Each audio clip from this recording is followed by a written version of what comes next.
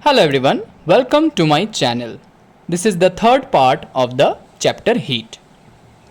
So today we shall learn transfer of heat. Heat always flows from a body at higher temperature to another body at lower temperature. As a result of heat flow, the temperature of the hotter body falls and that of colder body rises. Suppose let's take the example of water. Suppose I have taken water in this container that is of 100 degree Celsius. Similarly, in this container I have taken 0 degree Celsius water, that is cold water and hot water or boiling water. Now if I add this water into this cold water into this hot water, what will happen? Definitely heat is present here more. So heat will flow from this hot water to that cold water. Now what will happen? A time will come when no heat will flow. That is, the temperature will be normal. I mean the temperature will be neutral. That is, it will attain 50 degree Celsius. If the same quantity of water is used. Why? Because heat from this water will flow to that water when we add this water into this bowl. So there will be no heat flow when the temperature becomes equal. So the temperature of the hotter body falls and that of colder body rises. The flow of heat stops when the temperature of the two bodies become equal. That is when the entire water becomes 50 degrees Celsius, that is both the water, because both the water is present in the same bowl, because I am adding this water to this 100 degrees Celsius water.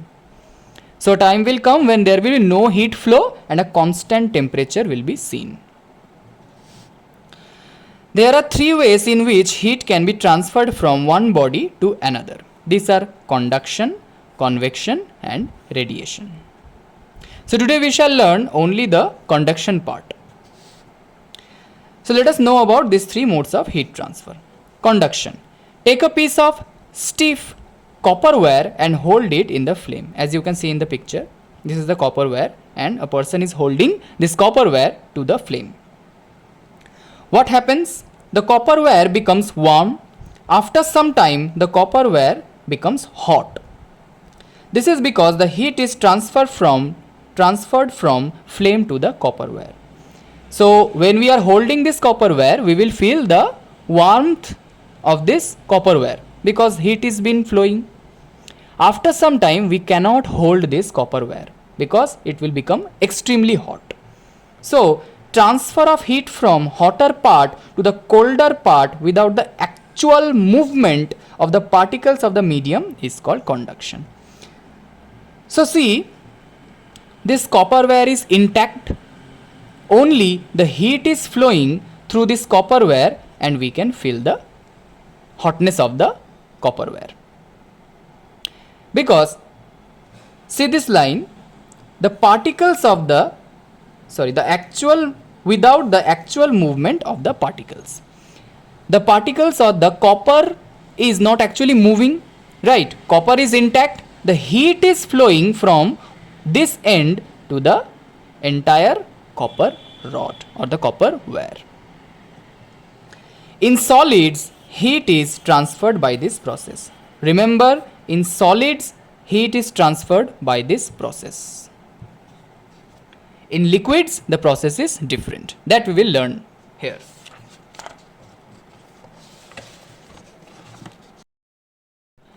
Now let's see an activity that explains the conduction in solids. To show that heat travels through metallic solids by conduction, materials required: a thin metallic strip or rod, nails, wax, iron stand. As you can see here. Procedure: take a long thin metallic strip or rod, fix a few nails on the strip at equal gaps with help of wax. So what we will do? As you can see, this is the rod that we are taking to explain the conduction process. Here we will keep few nails by using the wax. We will melt the wax and we will put it on the rod and we will fix the nail. Definitely it will get attached. Okay, as soon as the wax get solidified. Clamp this strip or rod to a stand. This is the clamping. Now place a burner or spirit lamp below the free end of the strip or rod. Note down the order in which nails begin to drop. Definitely the wax will get melt again, which was solidified, right? So when we are using a flame and we are taking it near to this rod, what will happen? Gradually the heat will flow from this direction in the entire rod. As soon as the heat flows, the wax will melt. Now how will the process continue? The heat is flowing from this side, so definitely this part will be more warmer, or this part will get more heat in compared to the end part. So the nails will gradually fall from this place to the end. Observation. The nail nearest to the flame drops first, then the next, and finally the nail farthest from the flame. This happens due to conduction. As the heat travels gradually from the hot end to the metallic strip to its colder end, the wax melts and the nail falls down one by one. Conclusion. Heat travels through solids by conduction. So in case of solids, conduction process is the way by which heat is conveyed.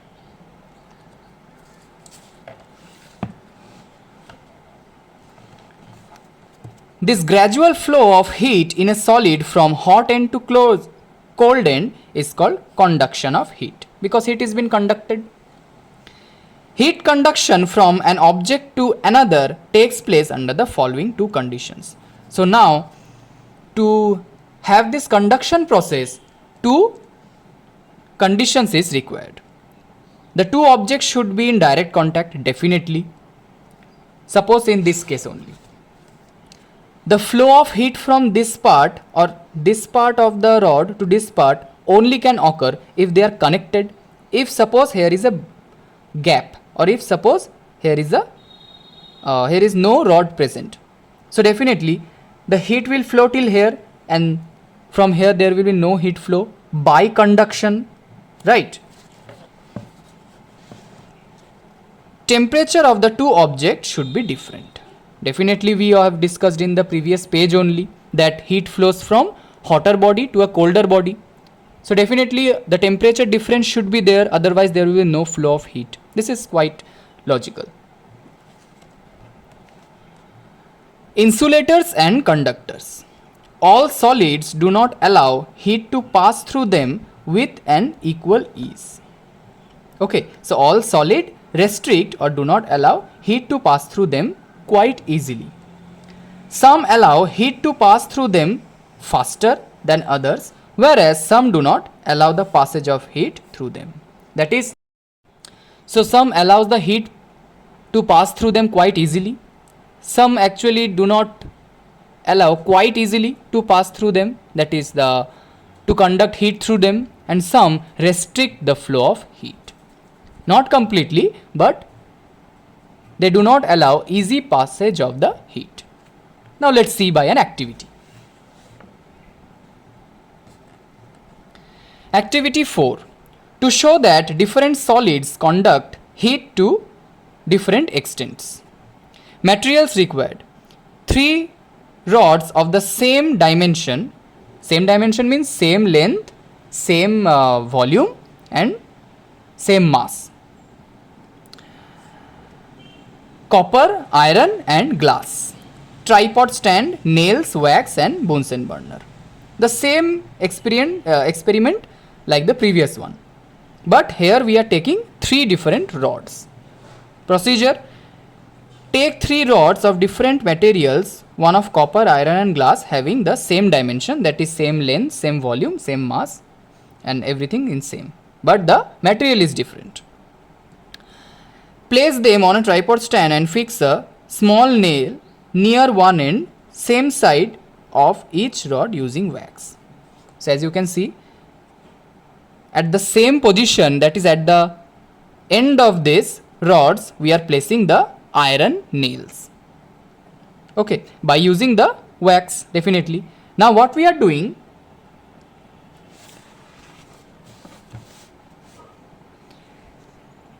heat the other ends of rods equally with a Bunsen burner. Note down the time taken by the nails to drop off. Now let's see the observation. What will happen? Observation. The nail from copper rod drops first, iron second. Nail from the glass does not fall even after many minutes. So the conclusion of the experiment is copper and iron conduct heat, whereas glass does not. Copper conducts heat more easily than iron. So in this activity, in this copper wire, we will see when we supply this heat from the Bunsen burner, the nail from this copper will drop easily. That means the first nail that will come out will be from the copper rod, secondly from the iron rod, and thirdly from the glass rod, because glass is an insulator. It do not allow the heat to pass easily. But definitely a time will come when the immense heat will be transferred and the glass and the nail will drop. Now, based on the experiment described above, all materials can be divided into two classes: materials which conduct heat, materials which do not conduct heat. So definitely materials which conduct heat are called as conductors, and materials which do not conduct heat are called as insulators. So materials which allow heat to flow through them easily are called conductors of heat. All metals such as silver, copper, aluminium, iron.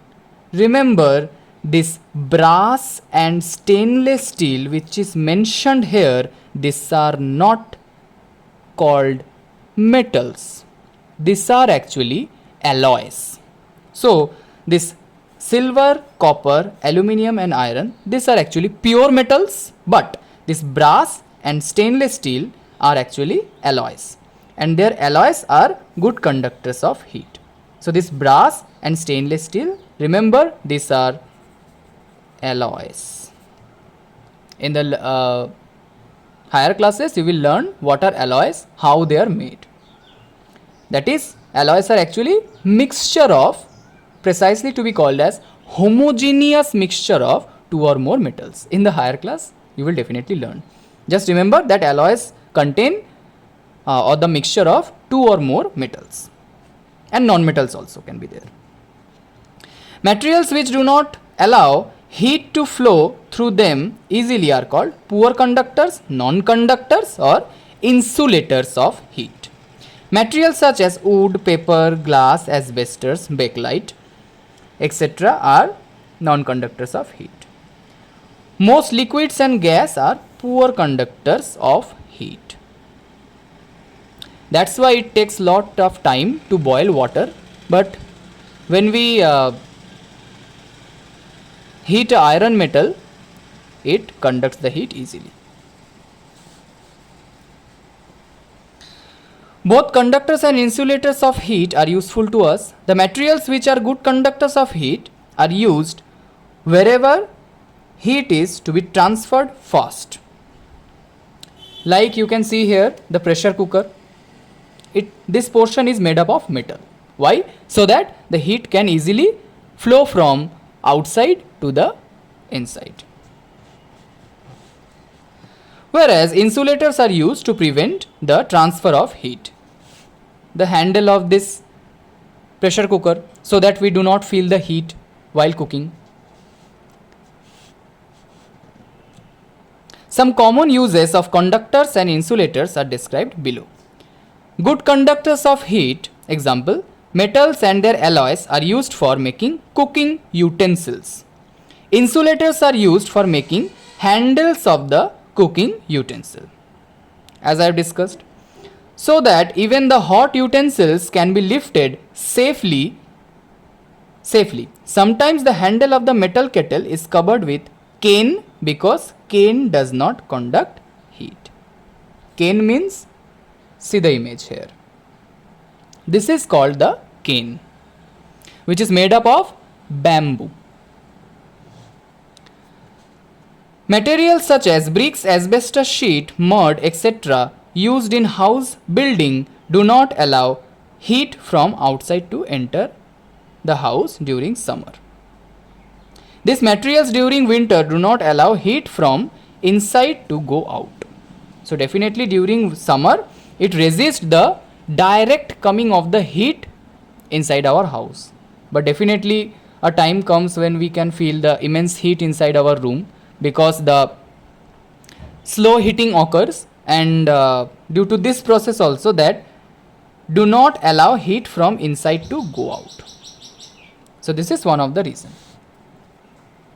Many insulators contains tiny pockets of trapped air to prevent transfer of heat. For example, woolen cloths do not allow our body heat to escape to the surrounding during winter due to trapped air. So what is the utility or importance of this trapped air? We have discussed before. See here. Gases are poor conductors of heat. So definitely air is consisted of different types of gases. That's why the trapped air prevents the heat to flow from our body to the surrounding. This air prevents the flow of heat from our body to the cold surroundings. That's why woolen cloths are used during winter. Insulators are used to cover the vehicles carrying inflammable substances such as petrol, diesel during summer. This is to minimize the loss due to evaporation and prevent the occurrence of fire during excessive heating of such substances. So insulators are used to cover vehicles carrying inflammable substances like petrol. So definitely the bikes, cars, these are covered with the insulator or insulating cloths so that the heat do not, or the immense heat during summer do not cause a damage. Insulators such as bakelite, ebonite, dry wood, etc. are used for making handles of electric iron or cookwares. This we have definitely seen our houses also, that they prevent the heat to come out from that vessel, or so that we can lift the utensils easily without getting a burn in our hand. So thanks for watching. I will share the fourth part of this video very soon. Thank you.